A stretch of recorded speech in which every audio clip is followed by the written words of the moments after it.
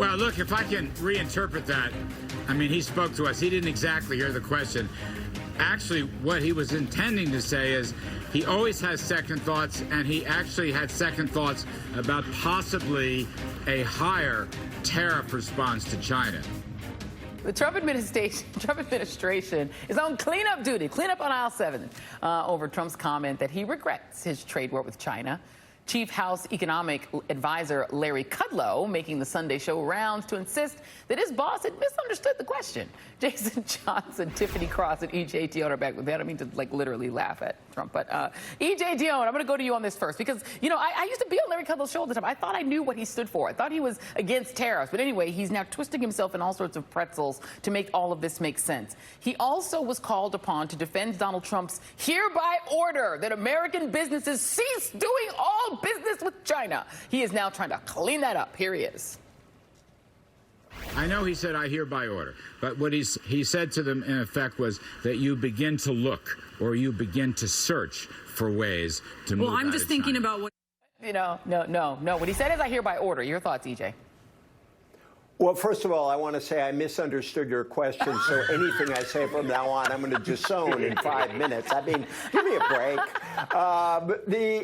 First of all, imagine Barack Obama. I hate to go back to that a lot, but my word, Trump is giving orders. I am ordering American companies not to do business with China. This is a Republican president who is supposed to believe in free markets, and Lord knows he's doing all this deregulation for corporate America.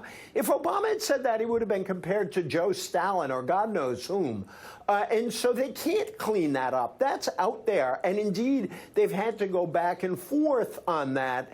You know, where some people said, oh, well, he doesn't really mean that. And then Trump turned around and said, no, I have this power. So that's scary. But I think the last week, I mean, I hate to ever say this is a turning point because it never seems to be a turning point. Yeah. But I thought the last week was particularly kind of nutty because he is endangering the one asset he really has, which is that the Obama economy hasn't been wrecked yet. And I think that when we look back, if he really does end up in deep trouble, and I think you've had reporters, you know, a very good Peter Baker piece on this in the New York Times. A lot of journalists covering the White House, I think, really took a step beyond where they had been and said, look, this is really crazy and dangerous. And, yeah. It's been a very weird week that way. It's not, there's never a turned corner because it's a wheel. Yeah. It's a never-ending wheel. Right. It never ends. I know. I always regret when I say it's a turning point. So. Right. And, you know, but I'll disown that, too. Yeah.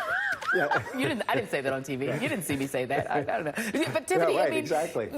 Right. So on the, you know, I hereby order, we just showed the tweet where he did say, I hereby order our great American companies to stop doing business in China. Then he followed up on that by saying, oh, no, I have a 1977 emergency law. So he actually doubled down on it and said, no, there's a law that says I can hereby order. So it's not, so the way that his team comes out and tries to clean up is just by pretending that they are deaf and don't hear it, or that it just didn't happen. Well, that was the verbal equivalent from Kudlow. What had happened was we heard and saw what happened. So I think the danger is, so I expect this from his team. I don't expect any truth to come out of his team. The danger is when you have a media who does not hold them accountable. Now, Breonna Keeler actually pressed him on this, so good job for her. But most of the time, I mean, even in some of the headlines, the New York Times has gotten in trouble for this, for posting these headlines or repeating things as though they are facts. And you have a president dictating to the private sector what they should be doing. This should be, for all the ridiculousness where we have a breaking news banner where it's really not breaking news. Yes. This is breaking news. This is a major problem. We saw the media treat him, his comments about the supporter who said we should shoot immigrants as a joke. They kept describing, literally saying it was a joke. It didn't sound like a joke to me. And when it manifested in real life, we saw it wasn't a joke. So we have to start taking this president a lot more seriously and waving these red flags when they happen, because we see when we don't, he's getting away with these things. Yeah, I mean, we had this conversation this morning about Donald Trump saying that, okay, fine, I regret the trade war. No, he didn't, because 5 minutes later they said, no, he just regrets he didn't make it worse. But I can foresee a headline in some paper that shall be remain nameless. Donald Trump takes back his idea of a trade war. Donald Trump regrets his trade. That's not true. But let's play two more sound bites, and this one's for you, Jason. Here is Steve Mnuchin. These are two sound bites that must go together. They go great together, like cookies and milk. Here is the cookies. Here is Steve Mnuchin, the other person out to defend Trump today. When the president says something, how seriously, how literally should we take it? I think most of the time you should take it very literally. I think sometimes he says things that are meant to be a joke. Obviously, the comment, that recently on The Chosen one, that was said tongue-in-cheek.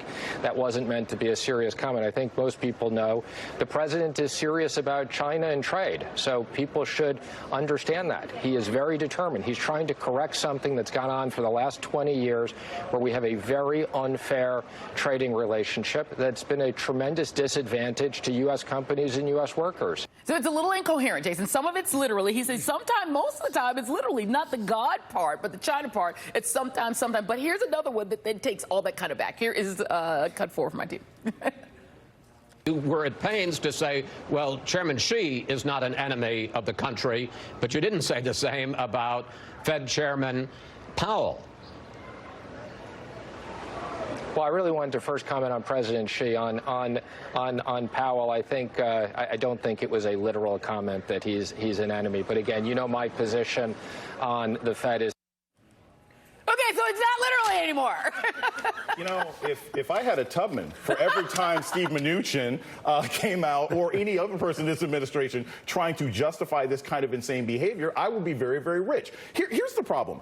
Seemingly intelligent people, whether or not I think they're corrupt or good at their jobs, seemingly intelligent people make themselves sound dumb by going out to try to defend what the president says. And like Tiffany says, look, yes, his team does one thing, but these other people have jobs. You would think that they would have something better to do than to come out and justify absolute nonsense, but that is what they do every single day. And because certain people in the press have relationships with those folks, they don't call them out the way that they need to. Yeah. That's part of it. Well, there are seemingly intelligent people and literally intelligent people. Maybe that's the problem. My family is sticking with us. And coming up, these fine folks will tell us who won the week.